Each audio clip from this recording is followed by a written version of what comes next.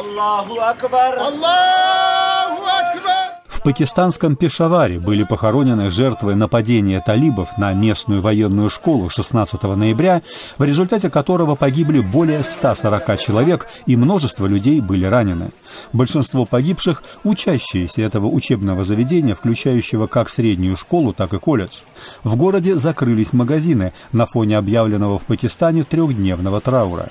Однако в Пешаваре прошли марши протеста против насилия со стороны талибов. В Белграде в ходе второго дня саммита стран Восточной Европы и Китая прошла встреча премьер-министров Сербии и Албании Александра Вучича и Эди Рамы. Она состоялась на фоне обострения отношений между двумя странами.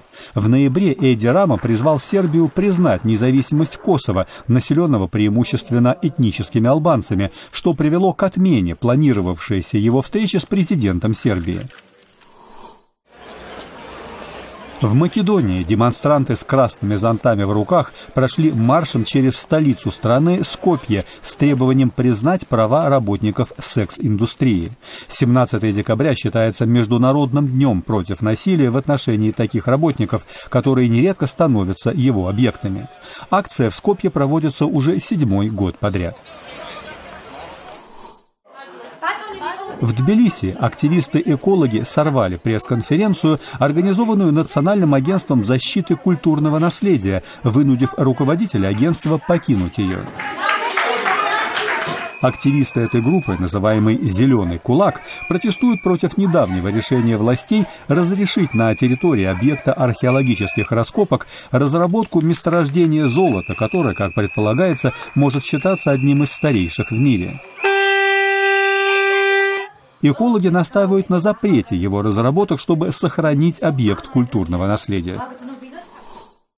На севере Ирака возник новый лагерь для примерно 1500 семей беженцев, вынужденных покинуть свои дома в регионе Мосул из-за атак боевиков террористической организации «Исламское государство». Лагерь Исияна, расположившийся к юго-востоку от города Дахук в иракском Курдистане, был основан частной компанией и в основном для езидов, представителей одного из курдских этноконфессиональных меньшинств. Проживающие в новом лагере жалуются на холодную погоду, а также на то, что не получают достаточно продовольствия. В целом, из-за военного конфликта в регионе примерно 1 миллион человек были вынуждены переселиться в иракский Курдистан.